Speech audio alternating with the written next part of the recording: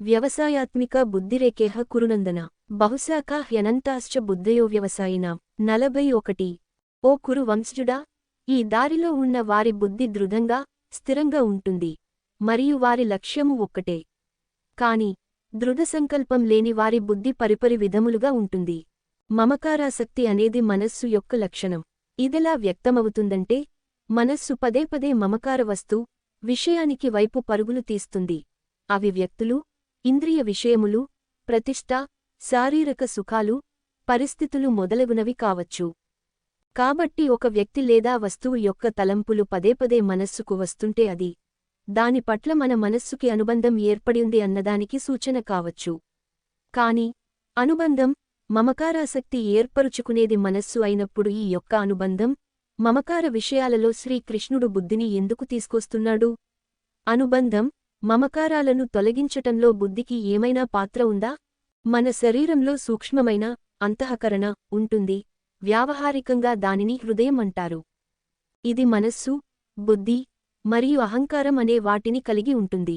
ఈ సూక్ష్మ యంత్రంలో బుద్ధి అనేది మనస్సు కంటే ఉన్నతమైనది. బుద్ధి నిర్ణయాలు చేస్తే, మనస్సు కోరికలను సృష్టించి, బుద్ధి నిశ్చయించిన ఆ విషయ వస్తువులతో అనుబంధం పెంచుకుంటుంది. ఉదాహరణకి, ఒకవేళ బుద్ధి గనక సంతోషానికి డబ్బే మూలమని నిర్ణయిస్తే, మనస్సు డబ్బు కోసం వెంపర్లాడుతుంది. ఒకవేళ పేరు ప్రఖ్యాతులే జీవితంలో ముఖ్యమని బుద్ధి నిశ్చయిస్తే, అప్పుడు మనస్సు పేరు ప్రతిష్టల కోసం వాంఛిస్తుంది. ఇంకో విధంగా చెప్పాలంటే, బుద్ధి యందు ఉన్న జ్ఞానం ప్రకారంగా మనస్సు కోరికలను పెంపొందించుకుంటుంది. రోజంతా మనం మనుష్యులం మనస్సుని బుద్ధి ద్వారా నియంత్రిస్తూనే ఉంటాము. ఇంట్లో కూర్చున్నప్పుడు హాయిగా కాళ్ళు చాపుకుని మనస్సుకి నచ్చినట్టుగా కూర్చుంటాము. కాని కార్యాలయంలో, ఆఫీసులో కూర్చున్నప్పుడు అధికారికంగా కూర్చుంటాము. ఆఫీసు క్రమబద్ధత మన మనస్సుకి నచ్చి కాదు, దాని ఇష్టానికి వదిలేస్తే ఇంట్లో ఉండే అనధికార వాతావరణమే కావాలంటుంది. కాని ఆఫీసులో అధికారిక ప్రవర్తన అవసరము అని బుద్ధి నిర్ణయిస్తుంది. కాబట్టి బుద్ధి అనేది మనస్సుని నియంత్రించటం వలన, మనస్సు యొక్క సహజ స్వభావానికి విరుద్ధంగా, కార్యాలయ మర్యాద కోసం మనము రోజంతా నిబద్ధతతో ఆఫీసులో కూర్చుంటాము. ఇదే విధంగా దాని ఇష్టానికి వదిలేస్తే మనస్సు ఆఫీసు పని చేయటానికి ఇష్టపడదు, ఇంట్లో కూర్చుని టెలివిజన్ చూసేందుకే మొగ్గు చూపుతుంది. కాని జీవనోపాధి కోసం ఆఫీసులో పని చేయటం అవసరమని బుద్ధి నిర్ణయిస్తుంది. కాబట్టి మళ్లీ మనస్సు యొక్క సహజ స్వభావాన్ని బుద్ధి నియంత్రిస్తుంది మరియు జనులు రోజుకి 8 గంటలు లేదా ఆ పైగా పని చేస్తారు. ఈ పై ఉదాహరణలు మానవులుగా మన బుద్ధికి మనస్సుని నియంత్రించే సామర్థ్యం ఉంది అని నిరూపిస్తున్నాయి. ఈ విధంగా మనం సరైన విజ్ఞానంతో బుద్ధిని పెంపొందించుకుని, సరైన దిశలో మనస్సుకి మార్గనిర్దేశం చేయడానికి దానిని ఉపయోగించాలి.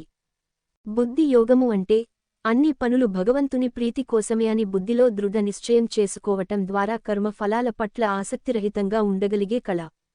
అలాంటి దృఢ సంకల్పం ఉన్న వ్యక్తి లక్ష్యంపై ఏకాగ్ర దృష్టితో విల్లు నుండి విడిచిపెట్టిన బాణంలా ఈ పదంలో దూసుకెళ్తాడు. సాధనలోని పై స్థాయిలలో ఈ సంకల్పం ఎంత బలంగా అవుతుందంటే, ఇక ఏదీ కూడా సాధకుడిని ఆ పదం నుండి తప్పించలేదు. సాధకుడు, సాధకురాలు ఇలా అనుకుంటారు: ఎన్ని కోట్ల అవాంతరాలు నా దారిలో వచ్చినా, ప్రపంచమంతా నన్ను ఖండించినా, నా ప్రాణాలే వదిలివేయాల్సి వచ్చినా, నా సాధనని మాత్రము విడిచిపెట్టను అని. కాని ఎవరి బుద్ధి పలు విధాలుగా ఉంటుందో వారి మనస్సు ఎన్నో దిశలలో పరిగెడుతుంటుంది. వారు ఈశ్వర పదంలో పయనించడానికి కావలసిన మనస్సు యొక్క ఏకాగ్రతని పెంపొందించుకోలేరు.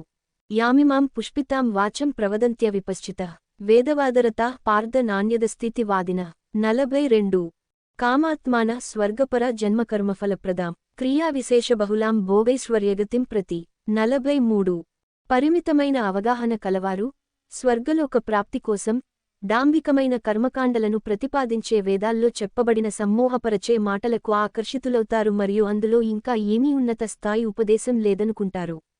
తమకు ఇంద్రియ సుఖాలని ప్రాప్తింపచేసే వేదాల్లోని ఆయా భాగాలని ప్రశంసిస్తారు మరియు ఉన్నత జన్మ, ఐశ్వర్యం, ఇంద్రియ భోగాలు మరియు స్వర్గలోక ప్రాప్తి కోసం ఆడంబరమైన కర్మకాండలు చేస్తుంటారు.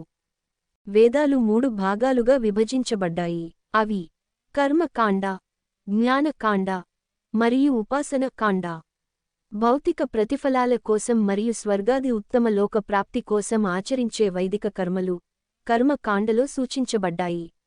ఇంద్రియ భోగాలు కోరుకునే వారు వేదాలలోని ఈ భాగాన్ని స్తుతిస్తారు. దేవతాలోకాల్లో ఉన్నతమైన భౌతిక విలాసములు ఉంటాయి మరియు అవి మరింత ఎక్కువ ఇంద్రియ సుఖాలను అనుభవించేందుకు అనువుగా ఉంటాయి. కాని స్వర్గలోకాలకు ఉద్ధరణ అనేది ఏకకాలిక ఆధ్యాత్మిక ఉద్ధరణ అని చెప్పలేము. ఆ స్వర్గలోకాలు కూడా భౌతిక ప్రాపంచిక జగత్తులోని భాగమే. అక్కడికి వెళ్లిన పిదప పుణ్యం ఖర్చయిపోయిన తరువాత తిరిగి భూలోకానికి రావాల్సిందే. అవివేకులు, కొద్దిపాటి పరిజ్ఞానమే ఉన్నవారు వేదాల ప్రయోజనం ఇంతే అనుకుని ఆ స్వర్గాది లోకాల కోసం పాటుపడుతారు. ఈ విధంగా వారు భగవత్ప్రాప్తి కోసం ప్రయత్నించక జీవన్మరణ చక్రంలో పడి తిరుగుతూనే ఉంటారు.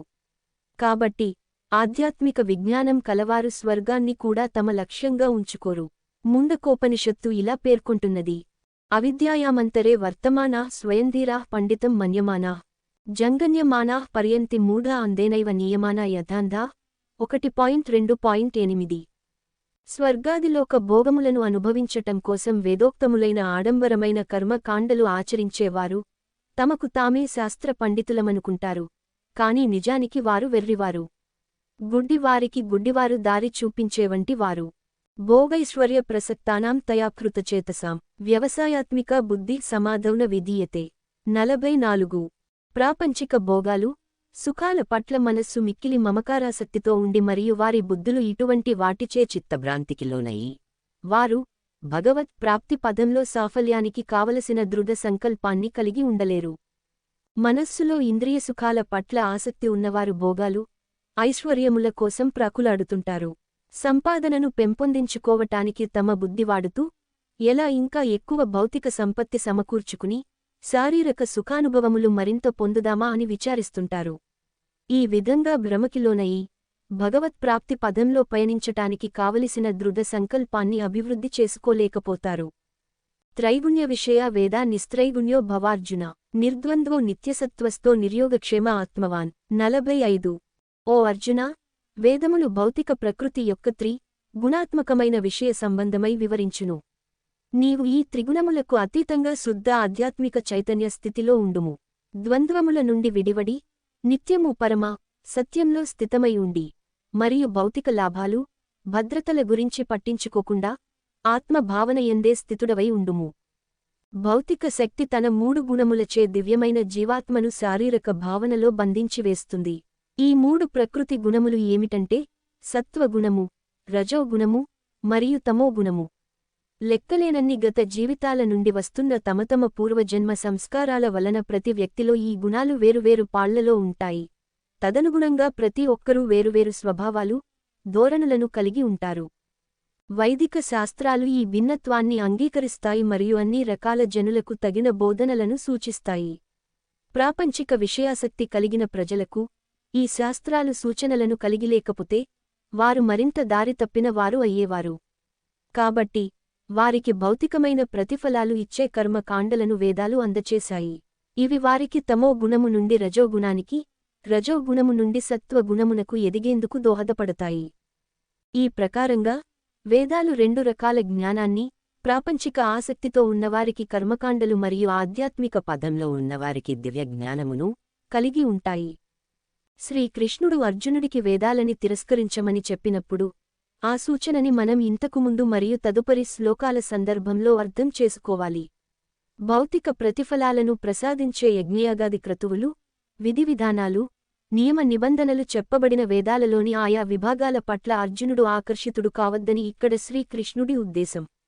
దానికి బదులుగా వేదాలలోని ఆధ్యాత్మిక భాగాలని అవగాహన చేసుకుని పరమసత్యం స్థాయికి తనను తాను ఉద్ధరించుకోవాలి. యావానర్ధ ఉదపానే సర్వతః సంప్లుతోదకే తావాన్ సర్వేషు వేదేషు బ్రాహ్మణస్య విజానత. 46. ఒక చిన్న నీటి బావితో తీరే అన్ని ప్రయోజనాలు సహజంగానే ఒక పెద్ద నీటి కొలనుతో తీరుతాయి. అదే ప్రకారంగా పరమసత్యాన్ని ఎరిగి భగవత్ప్రాప్తి నొందిన వ్యక్తి అన్ని వేదముల లక్ష్యాన్ని నెరవేర్చినట్టే. వేదములు ఎన్నో రకాల కర్మకాండలు, ఆచారాలు, పద్ధతులు, పూజలు, వైదిక కార్యక్రమాలు మరియు జ్ఞానరత్నాలను వివరించే 1,00,000 మంత్రములను కలిగి ఉన్నాయి. ఇవన్నీ కూడా ఒకే ఒక ప్రయోజనం కోసం ఇవ్వబడ్డాయి, జీవాత్మని పరమాత్మ దగ్గరికి చేర్చటమే. వాసుదేవ పర వేద వాసుదేవ పర మకా వాసుదేవ పర యోగా వాసుదేవ పరా క్రియా వాసుదేవ పరం జ్ఞానం వాసుదేవ పరం తప వాసుదేవ పరో ధర్మో వాసుదేవ పరాగతి. భాగవతం ఫిబ్రవరి 1, 28-29. అన్ని వేద మంత్రముల, కర్మకాండల, ఆధ్యాత్మిక ఆచారాల, యజ్ఞయాగాదుల, జ్ఞాన సముపార్జన మరియు కర్తవ్య నిర్వహణల యొక్క లక్ష్యం జీవాత్మను భగవంతుని దివ్యచరణముల వద్దకు చేర్చుటే. అయితే ఎలాగైతే తరచుగా మందు బిళ్ళని పంచదార పూతతో మధురంగా చేస్తారో అదేవిధంగా ప్రాపంచిక విషయాసక్తి కల వారికి వేదాలు భౌతిక ప్రలోభాలు చూపిస్తాయి. దీని అంతర్లీన ఉద్దేశ్యం జీవుడిని క్రమంగా ప్రాపంచిక విషయాల నుండి దూరం చేసి క్రమంగా భగవంతుడి పట్ల ఆసక్తి కలిగించటమే. కాబట్టి మనస్సుని ఆ భగవంతుని యందే నిలిపినవాడు అన్ని వేద మంత్రాల ప్రయోజనాన్ని నెరవేర్చినట్టే. శ్రీకృష్ణుడు ఉద్ధవుడికి ఇలా ఉపదేశించాడు: ఆజ్ఞాయైవం గుణాన్ దోషాన్ మయాదిష్టానపి స్వకాన్ ధర్మాన్ సంత్యజ్య సర్వాన్ మాం భజేత స సత్తమః. భాగవతం 1:1-1:32. వేదములు ఎన్నో రకాల సామాజిక, కర్మకాండల విధివిధానాలని జనులకు సూచించాయి. వీటన్నిటి పరమార్థం తెలిసినవారు మధ్యమ స్థాయి సూచనలను తిరస్కరించి మనస్ఫూర్తిగా నా పట్ల ఉన్న ధర్మాన్ని నిర్వర్తించెదరు. అటువంటి వారిని నా పరమభక్తులుగా పరిగణిస్తాను. కర్మణ్యేవాధికారస్తే మా ఫలేషు కదాచన మా కర్మఫలహేతుర్భూః మా తే సంగుస్త్వకర్మణి. 47. శాస్త్రవిహిత కర్తవ్య కర్మను ఆచరించుటయందే నీకు అధికారము కలదు, కాని ఆ కర్మ ఫలముల పైన నీకు హక్కు లేదు. నీవే కర్మ ఫలములకు హేతువు అని ఎప్పుడూ అనుకోకు మరియు చేయవలసిన కర్మలు మానుటలో ఆసక్తి ఉండరాదు. ఇది భగవద్గీతలో ఒక అత్యంత ప్రసిద్ధ శ్లోకము. ఇది ఎంతగా ప్రజాదరణ పొందిందంటే భారతదేశంలో చాలామంది స్కూలు పిల్లలకి కూడా ఇది తెలుసు. ఇది కర్మ సిద్ధాంతం గురించి లోతైన అవగాహన కల్పిస్తుంది మరియు కర్మ, యోగ విషయానికి ఎప్పుడు చర్చించబడిన ఈ శ్లోకం ప్రస్తావించబడుతుంది. ఈ శ్లోకం కర్మ సిద్ధాంతం గురించి 4 సూచనలను చెప్తున్నది. 1. నీ కర్తవ్యం చేయుము కాని ఫలితాల గురించి పట్టించుకోకు. 2. వచ్చిన కర్మ ఫలములు నీవు అనుభవించటం కోసం కాదు. 3. పనిచేసేటప్పుడు కూడా కర్తృత్వాభిమాన భావన, నేనే చేస్తున్నాను అన్న అహంకారం విడిచిపెట్టుము. 4. కర్మలను మానివేయుటలో ఆసక్తి ఉండరాదు. నీ కర్తవ్య నిర్వహణ చేయుము, కాని ఫలితాల గురించి విచారించకు. మనకు మన కర్తవ్యాన్ని చేసే హక్కు ఉంది, కాని ఫలితాలు మన ఒక్కరి ప్రయత్నం మీదనే ఆధారపడి ఉండవు. చాలా కారణాలు ఫలితాన్ని ప్రభావితం చేస్తాయి: మన పరిశ్రమ, మన ప్రారబ్ధం, గత కర్మలు, భగవత్ సంకల్పము, ఇతరుల పరిశ్రమ, సంబంధిత అందరి ప్రారబ్ధం, ప్రదేశము మరియు కాల పరిస్థితులు, అదృష్టము మొదలగునవి. ఇప్పుడు మనం ఫలితాల గురించి ఆరాట పడితే అవి మనకు అనుకూలంగా లేనప్పుడల్లా ఆందోళన పడాల్సి వస్తుంది. కాబట్టి ఫలితముల గురించి ఆందోళనని విడిచిపెట్టి కేవలం చేయవలసిన పని మీదనే శ్రద్ధ చూపమని శ్రీకృష్ణుడు అర్జునుడికి ఉపదేశిస్తున్నాడు. నిజానికి ఫలితాల గురించి పట్టించుకోనప్పుడే మన పరిశ్రమ మీద పూర్తి శ్రద్ధ పెట్టగలుగుతాము. దీనితో ఇంతకు పూర్వం కంటే మంచి ఫలితాలు వస్తాయి. హాస్యానికి దీనిని సంక్షిప్తంగా ఆంగ్లంలో NATO not attached to outcome అనుకోవచ్చు. గోల్ఫ్ ఆడటం వంటి సాధారణ రోజువారీ కార్యక్రమానికి దీనిని అన్వయించి చూద్దాం. జనులు గోల్ఫ్ ఆడినప్పుడు ఫలితాలలో లీనమైపోతారు, వాళ్ల స్కోర్ బాగుందా బాలేదా అని. కానీ వారు తమ ఆటపై దృష్టి పెట్టి తమ సామర్థ్యం మేర చక్కగా ఆడినప్పుడు అదే వారికి తాము ఆడిన గోల్ఫ్ ఆటలన్నిటిలో అత్యంత ఆహ్లాదకరమైన ఆటగా అనిపిస్తుంది. అంతేకాక వారి పూర్తి ఏకాగ్రత కొట్టే షాట్స్ పైన ఉంటుంది కాబట్టి వారి ఆట చాలా మెరుగవుతుంది. మనము చేసే కర్మల, పనుల ఫలితాలు మన అనుభోగం కోసం కాదు. కర్మలు చేయటం అనేది మానవ స్వభావంలో అంతర్భాగం. ఈ ప్రపంచంలోకి వచ్చాక మనందరికీ మన కుటుంబ పరిస్థితి, సామాజిక స్థానం, వృత్తి వంటి పరంగా వేర్వేరు విధులు ఉంటాయి. ఈ పనులన్నీ చేసేటప్పుడు ఆయా కర్మల ఫలితాలు మన అనుభోగము, ఎంజాయ్మెంట్ కోసం కాదు అని గుర్తుంచుకోవాలి. ఆ ఫలితాలు భగవంతుని ఆనందం కోసం ఉద్దేశింపబడినవి. ప్రతి ఒక్క జీవాత్మ పరమాత్మ యొక్క అణు అంశము. 15.7వ శ్లోకం. కావున మన అన్ని కర్మల ద్వారా భగవంతుని సేవ చేయటమే మనకున్న అంతర్లీన నిజస్వభావం. దాసభూతమిదం తస్య జగస్తావర జంగమం. శ్రీమన్నారాయణ స్వామి జగతాం ప్రభురీశ్వరః. పద్మ పురాణం. సమస్త సృష్టికి ఆ భగవంతుడే ప్రభువు. చర అచర జీవులన్నీ ఆయన సేవకులే. ప్రాపంచిక భౌతిక విషయాసక్తిలో నా దగ్గర ఉన్న వాటన్నిటికీ నేనే యజమానిని. ఇదంతా నా సుఖం కోసమే. నా ఆస్తులు పెంచుకుని ఇంకా భోగించేందుకు నాకు హక్కు ఉంది అనే ఆలోచన దృక్పథం ఉంటుంది. దీనికి విరుద్ధమైనది ఆధ్యాత్మిక స్పృహ. అది ఈ విధమైన ఆలోచన దృక్పథం కలిగి ఉంటుంది. భగవంతుడే సమస్త జగత్తుకి ప్రభువు, యజమాని, భోక్త. నేను కేవలం అతని నిస్వార్థ సేవకుడిని, సేవకురాలిని మాత్రమే. నాకున్నదాన్ని అంతా ఆ భగవంతుని సేవలోనే వినియోగించాలి అని. ఈ ప్రకారముగా అర్జునుడు తానే తన కర్మల ఫలములను అనుభవించేది అని అనుకోవద్దని శ్రీకృష్ణుడు సూచిస్తున్నాడు. పనిచేస్తున్నప్పుడు కూడా చేసేది నేనే అన్న అహంకారాన్ని విడిచిపెట్టాలి.